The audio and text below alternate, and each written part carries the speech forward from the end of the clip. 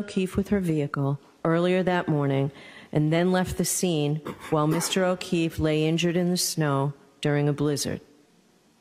The defendant denies these allegations. She is presumed to be innocent, and she has pled not guilty to the indictments. So the defendant is charged with second-degree murder. She is also charged with manslaughter while operating a motor vehicle under the influence of alcohol and with leaving the scene after causing personal injury or death. I'll describe these offenses in greater detail at the end of the case when I teach the jury the law. But briefly, murder is the unlawful killing of a human being. There are various ways in which the Commonwealth can prove a murder case, and the Commonwealth is permitted to proceed under all theories it believes it can prove. Here, the Commonwealth alleges that the defendant committed murder and that that murder was murder in the second degree. In order to prove the defendant guilty of second-degree murder, the Commonwealth must prove beyond a reasonable doubt that the defendant committed an unlawful killing and that it was done with malice.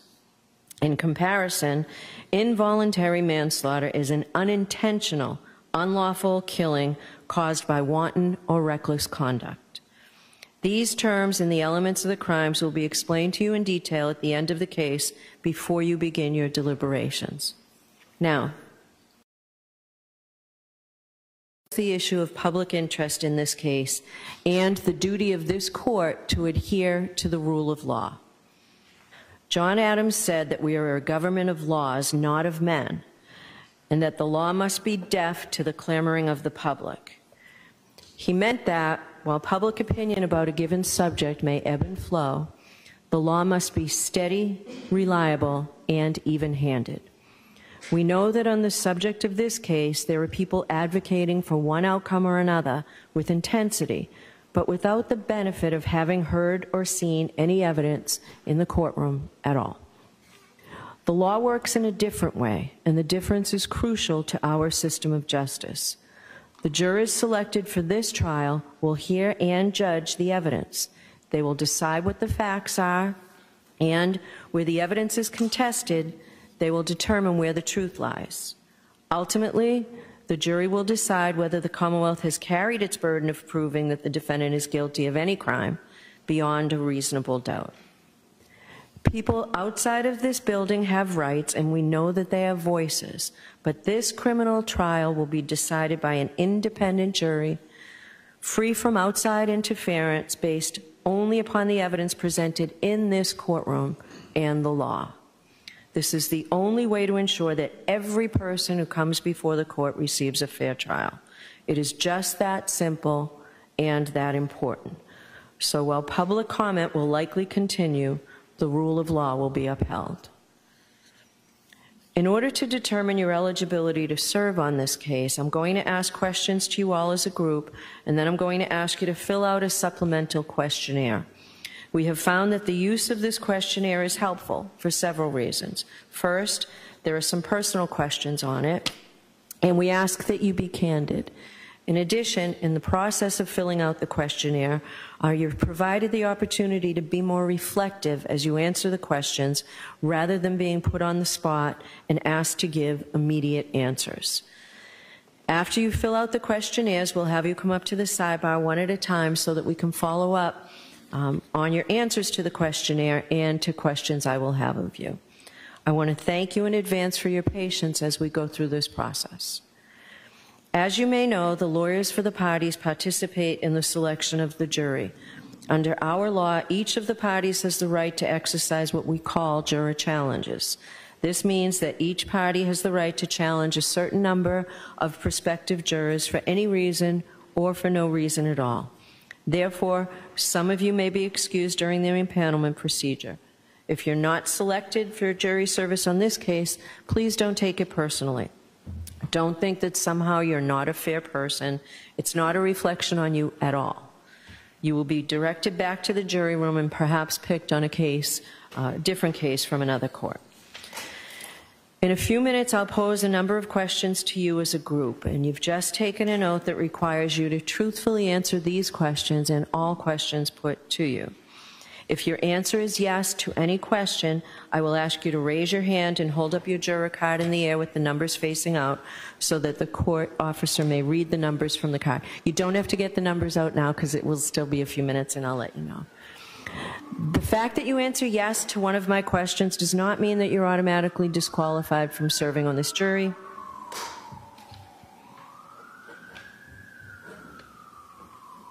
We hear ambulances and fire engines going by every day, many times during the day. And if you're selected as a juror in this trial, we'll be seated in the courtroom across the hallway where we'll hear it even more. So generally, the lawyers stop and I stop talking when we hear it. So if you find a question that I pose to the group is overly intrusive, you can elect to answer that question at sidebar. And I'll probably have additional questions for you which relate to issues that may be raised in the trial and are designed to give us information regarding your ability to serve as a fair and impartial juror, and the lawyers are permitted to ask you questions for the same reason. This is not a test. There is no right or wrong answer. All we're looking for is your best, honest answer to the questions. Now, I have a witness list that I'm going to read to you, and it is very lengthy. It doesn't mean that all of these witnesses will be called as jurors, but you will likely hear about these witnesses. So I'd ask that you listen carefully because in a few minutes I'm going to ask you if you know any of these witnesses. It's alphabetical, but it's alphabetical according to first name. So Aidan Kearney from Jefferson, Massachusetts. Dr. Isaac Wolf from South Miami, Florida. Alfred Lopalato from Canton, Allison McCabe from Canton, Andre Porto from the Massachusetts State Police Crime Lab, Andrew Klain from Bridgewater, Andrew Renschler, PhD from Pittsburgh, Pennsylvania, excuse me, Angela Malvone from Canton, Mass, Annie Chung from Canton, Anthony Flamati from the Canton Fire Department, Ashley Bell from Canton, Ashley Villier from the Massachusetts State Police Crime Lab, Brian Albert, Norwood, Brian Albert Jr., Boston, Brian Higgins, Sandwich, Brian Loughran, Canton, Brian Wanless, who is retired from the Canton Police Department, Bridget Meehan, who is a keeper of the record for Canton, Caitlin Albert, Easton, Mass, Lieutenant Charles Ray of the Canton Police Department, Police Chief Helena Rafferty of Canton, Chris Van E., who's a PhD from Novi, Michigan, Christina Hanley from the Massachusetts State Police, Christopher Albert, Canton, Christopher Curran, Canton, Colleen Crawford from the Norfolk County District Attorney's Office, Colin Albert, Canton, Courtney Proctor, Canton, Kurt Roberts, Canton, Daniel Whitley from the Canton Fire Department, Daniel Wolf, PhD from Penns Park, Pennsylvania, Derek Ellington from Wake Forest, North Carolina, Dr. Marie Russell from Los Angeles, Dr. Elizabeth Lapasada from Providence, Rhode Island, Elizabeth Proctor from Canton, Eric Hanlon from Canton, Erin Beatty from Canton, Erin O'Keefe from West Bridgewater, Francis Walsh from the Canton Fire Department, Garrett Wing from Green Cove Springs, Florida, Gary Fowler from Brockton, Gregory Woodbury from the Canton Fire Department, Gretchen Voss from Boston, Hannah Knowles from the State Police Crime Lab, Heather Maxon from Walpole, Herberto Hernandez from the Boston Police Department, Holly Price from Mountain View, California, Ian Whiffen from Vienna, Virginia, Dr. Irene Scortabello, who is with the Office of the Chief Medical Examiner, Massachusetts, James Crosby, who's a PhD from Jacksonville, Florida, Jason Becker from the Canton Fire Department, Jean DeMoulis from Canton, Jennifer McCabe, also Canton, Jessica Hyde from Bridgeport, New York, John O'Keefe Sr. from Braintree, Judson Welcher, who is a PhD from a company called Aperture LLC, Julie Albert from Canton, Julie Nagel, also from Canton, Dr. Justin Rice from South Weymouth. There are two juveniles from Canton, one of whom's initials are KF and the other PF. Caitlin Boudreau from Raynham, Karina Kolakathis from Canton, Katie Camarano from Canton, Katie McLaughlin from the Canton Fire Department, the keeper of the records for Ring from Hawthorne, California, Kerry Curran from Canton, Kerry Roberts, also Canton, Kevin Albert, also Canton, Kevin O'Hara from the Massachusetts State Police, Lance Mello from the State Police Crime Lab, Laura Sullivan from Pembroke, Laurie Cahill from Worcester, Leslie Pearlstein from Canton, Lieutenant Michael Lank from the Canton Police Department, Louis Jutras from Canton, Lieutenant Brian Tully from the Massachusetts State Police, Lieutenant John Fanning, also State Police, Lieutenant Paul Gallagher from the Canton Police Department, Maggie Gaffney from Bonita Springs, Florida, Mark Lopalato from Canton, Margaret O'Keefe from Canton, Marietta Sullivan from Pembroke, Mary Souza from Dighton, Matthew Amory from Canton, Matthew DeSogra from Charlotte, North Carolina, Matthew Erickson from Grosse Pointe Farms, Michigan, Matthew Kelly from the Canton Fire Department, Matthew Kelsch from the FBI, Matthew McCabe from Canton, Maureen Harnett from the Mass State Police Crime Lab, Megan Mariani from New York,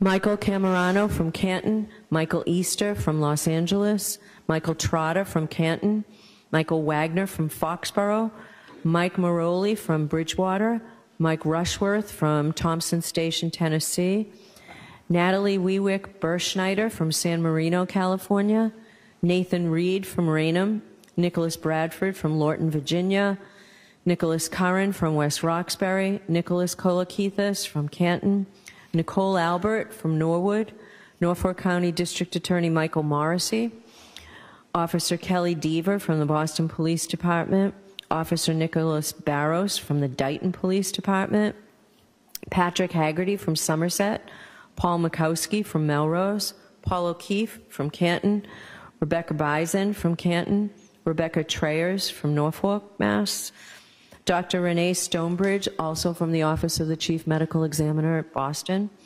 Richard Green from St. Pete Beach, Florida, Richard Donatino from Canton, Robert Gilman from Hull, Ryan Nagel from Canton, Sarah Levinson from Canton, Sergeant Brian Gallerini from the Needham Police Department, Sergeant Sean Good from the Canton Police Department, Sergeant Paul Giampietro,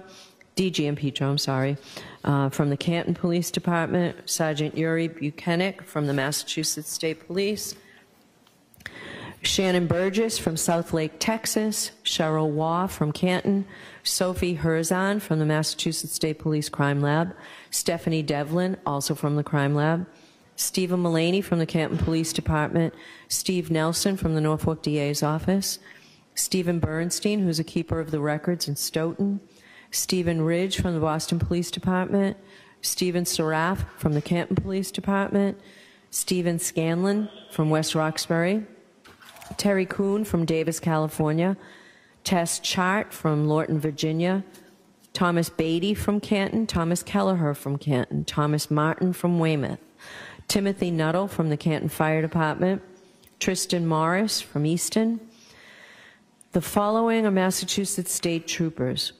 Tristan Morris is from Easton, Mass. Trooper Connor Keefe, Trooper David DeChico, Trooper Evan Brent, Trooper Jeffrey Koskowski, Trooper Joseph Paul, Trooper Kathleen Prince, Trooper Michael Proctor, Trooper Nicholas Garino, Trooper Zachary Clark. Wendell Robery from Canton, Mass., and William Reed from North Dighton, Massachusetts. I appreciate your patience in listening to that list. There are a lot of people, so obviously this trial is going to take a while. We've already begun our impanelment process. We will continue to impanel. We don't know how long that's going to take. As soon as we start the trials, the lawyers tell me that their best estimate is that the evidence in this case will take 6 to 8 weeks. That's an estimate. It's a good faith estimate. We do the best we can to let you know in advance how long we expect something to take. It may go a little longer. It may go a little shorter. If you're selected as a juror, I will let you know at the end of every day. It's my practice to let jurors know where we stand, if we're on schedule, if we're behind schedule, which I can tell you has not happened, or if we're ahead of schedule. So I let you know every day where we are. That's the best we can do, and it's a good faith estimate. We just want to give you as much information as we can in advance, as much as we can. We expect that the case will go from 9 o'clock to 1 o'clock every day. We'll take a break around 11 o'clock for 15 or 20 minutes or so. Lunch will be provided to you. We're trying to take advantage of your time here with us. So rather than break for an hour to go out for lunch, which usually turns into an hour and 15 minutes or longer by the time we get things set up, we want to keep you here for a lunch break. We'll provide lunch for you, and we'll continue to move the trial forward throughout the day. The afternoon will go from 2 o'clock or so, or right after lunch, maybe 1:30, and you'll go until about 4 in the afternoon. There'll be some days here and there that we won't be in session, and there'll be a few more days that we'll do half days, just mornings. So we'll let you know in advance those dates. And again, that's the best we can tell you now. So it might help you if I also give you a preview right now about some basic law that applies to criminal cases like this. As I've said, it's my job to teach the jury the law, and I don't do that completely until the end of the trial. So for now, I'll give you a brief summary of some of the very important legal principles that will govern this trial. First, and most basically, Ms. Reed starts this trial presumed to be innocent. The fact that she was arrested or that she was indicted is not proof of anything. An indictment is just a piece of paper. It just makes an accusation. An indictment is merely a formal manner of accusing a person of a crime in order to bring that person to trial in the superior court.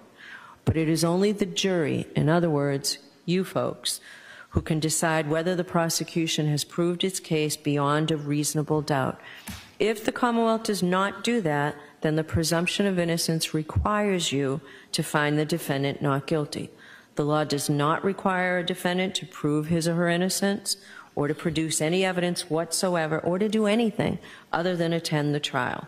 This presumption of innocence remains with the defendant until the jury make your determination after you listen and consider all of the evidence.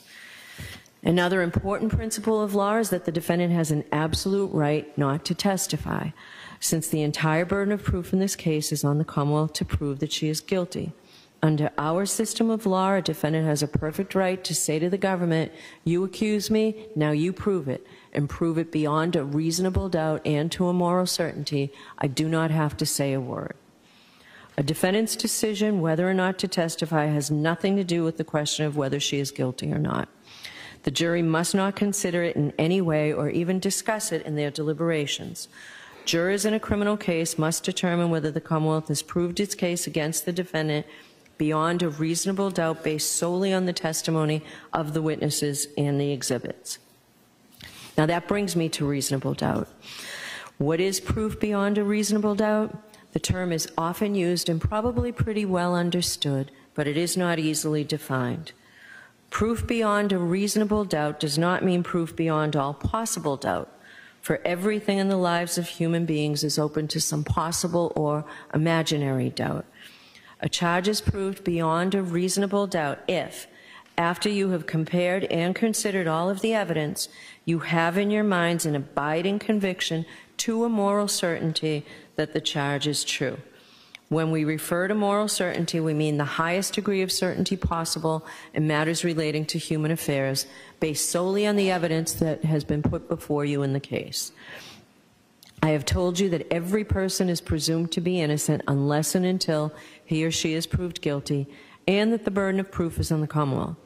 If you evaluate all the evidence and you still have a reasonable doubt remaining, the defendant is entitled to the benefit of that doubt and must be acquitted.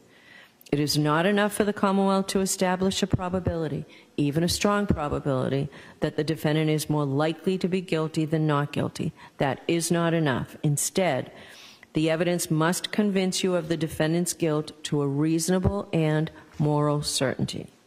A certainty that convinces your understanding and satisfies your reason and judgment as jurors who are sworn to act conscientiously on the evidence. This is what we mean by proof beyond a reasonable doubt. Now, our system of justice depends on judges like me and jurors like you being able and willing to make careful and fair decisions. All people deserve fair and equal treatment in our system of justice, regardless of their race, national origin, religion, age, ability, gender, sexual orientation, education, income level, or any other personal characteristic. You have agreed to be fair, and I'm sure that you want to be fair, but that is not always easy. One difficulty comes from our own built-in expectations and assumptions. They exist even if we're not aware of them, and even if we believe we do not have them. Some of you may have heard this called implicit bias, and that's what I'm talking about. Now, of course, we judges have the same problem as everyone else, so let me share a few strategies that we have found useful. First, slow down. Do not rush to a decision. Hasty decisions are more likely to reflect stereotypes or hidden biases. Second, keep an open mind. Avoid drawing conclusions until the end of the case when you and your fellow jurors deliberate. Remember that when you deliberate, you will have all the evidence and all the time you need to make a careful decision. So there truly is no need to start making your mind up before then.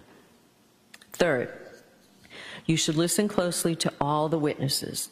That is the best way to ensure that you decide this case based on the evidence and the law instead of upon unsupported assumptions. Fourth, as you listen to the testimony about the people involved in the case, consider them as individuals rather than as members of a particular group. And finally, I might ask myself, would I view the evidence differently if the people were from different groups, such as different racial, ethnic, or gender identity groups? At the end of the case, I will remind you of these strategies and ask you to focus on the evidence instead of any unsupported assumptions you may have. All we ask is that you, individually and as a group, do your best to resolve this case based upon the evidence and the law without sympathy, bias, or prejudice to the best of your ability as human beings. Now, I know that some of this may be confusing, and perhaps all of it's confusing at this early stage of the case. You'll certainly be in a better position to understand this at the end of the case when you have heard the evidence and I can explain the law in detail. So don't be worried if you didn't catch everything I've said. Why am I telling you these things now? Because we need to know if you are able to follow the law in this case. You don't necessarily have to agree with the law, but all jurors will have to apply the law as I describe it. So, for jury selection, it is important to know if any of you might have some doubts whether you can accept and follow these legal principles. So go ahead and take those cards out because I'm going to start asking you those questions. But before we begin, I understand that sometimes jurors do not fill out the juror questionnaires completely. Sometimes we're in a rush to get those forms back in, or sometimes we think that maybe our experience doesn't apply to the question that's asked. So when you come up to sidebar, if we see that something's missing, sometimes people forget to put in a work experience. Many times people forget to put in their age, and we do ask about that. We need that for purposes of this impanelment.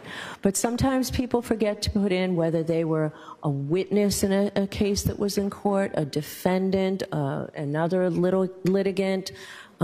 So if there's anything that's missing, we'll ask you, but if you know that you didn't put something on there, please let us know at sidebar.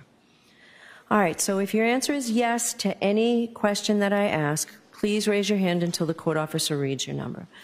Do any of you folks or a close personal friend or family member know, or have you had any prior dealings with any of the witnesses whose names you heard?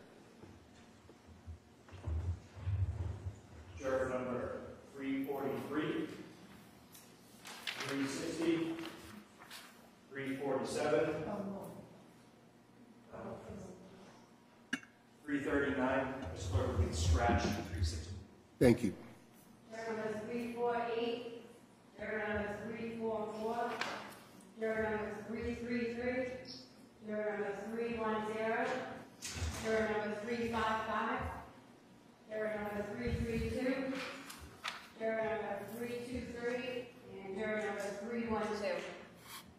Okay.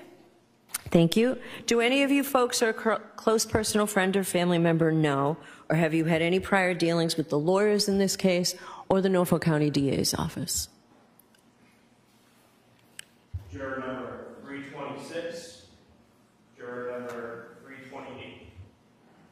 Thank you.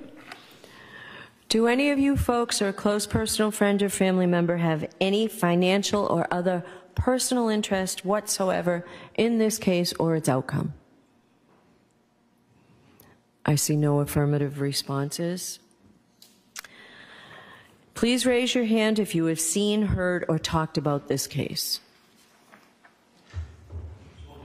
Juror number 319, juror number 317, 352, 353, 311, 343, 360, 347, 354, 324, 328, 322, 326, 339.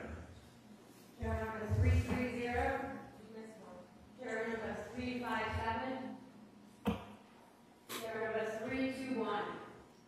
Juror number 333. Juror number 351. Juror number 344. Juror number 348. Juror number 361. Juror number 341. Juror number 310. Juror number 340. Juror number 334. Juror number 338. Juror number 355. Juror number 332. Juror number 349. Juror number 325. Juror number 323. Juror number 337. Juror number 350. Juror number 312. And juror number 359. Lastly, juror 329. All right. Thank you very much. Could you please raise your hand if you have expressed or formed any opinion with respect to this case? Juror number 319, 353, 311, 343, 347, 354, 322, 326, 339.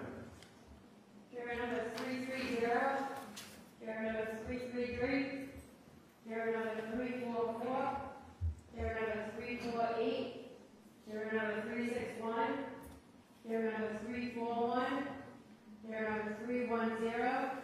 Juror number 334. Juror number 320. Juror number 312. Juror number 350. And juror number 325. Thank you. Are any of you aware of any bias or prejudice that you may have in regard to this case or in favor of or against either of the parties? Please raise your hand. Juror number 326, 328, 354, 319. Thank you. Do any of you folks have any difficulty hearing or any problem with understanding the English language or any physical or mental condition or any religious or philosophical beliefs that would interfere with your ability to hear the evidence in this case, to understand the evidence, to concentrate during the trial, or to deliberate for the purpose of reaching a verdict? Could you please raise your hand if you do? Juror number 344. Juror number 321. Juror number 325. And juror number 342. Thank you. Number 360, 324. Thank you. Please raise your hand if you think you will have any difficulty following the important constitutional concepts that I've described to you. First, that the Commonwealth has the entire burden of proof in this case. Second, that that burden of proof is proof beyond a reasonable doubt and to a moral certainty. And third, that the defendant is presumed innocent and does not have to do a thing other than sit in that chair for the trial. Would anybody have any difficulty applying those very important constitutional principles? If so, please raise your hand. I see no affirmative responses. I can tell you folks that after every jury trial, I talk to jurors. And though they may not have been thrilled about having jury duty, they always tell me that they have found the experience to be a very interesting one, and often jurors tell me that they find it to be a very rewarding one. But I do understand that with this case and this schedule, it may be an undue hardship for some of you.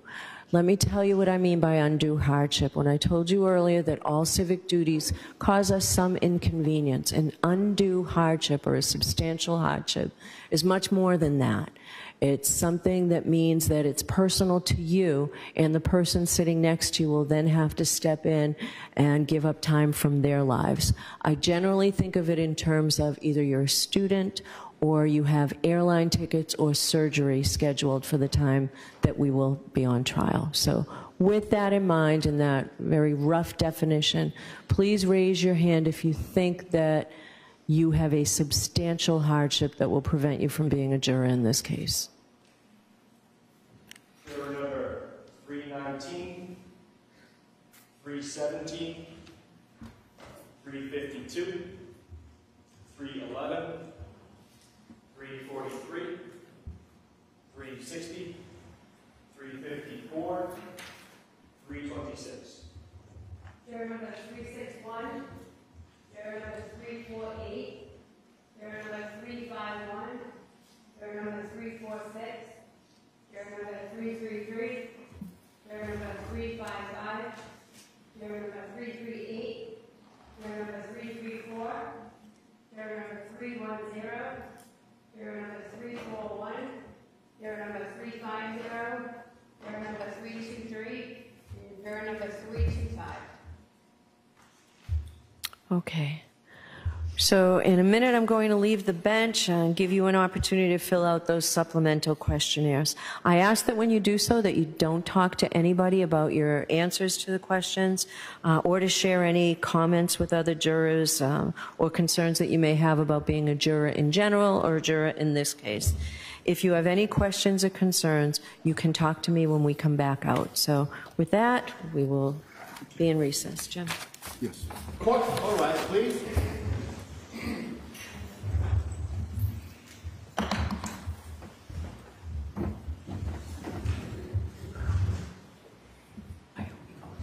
Please proceed.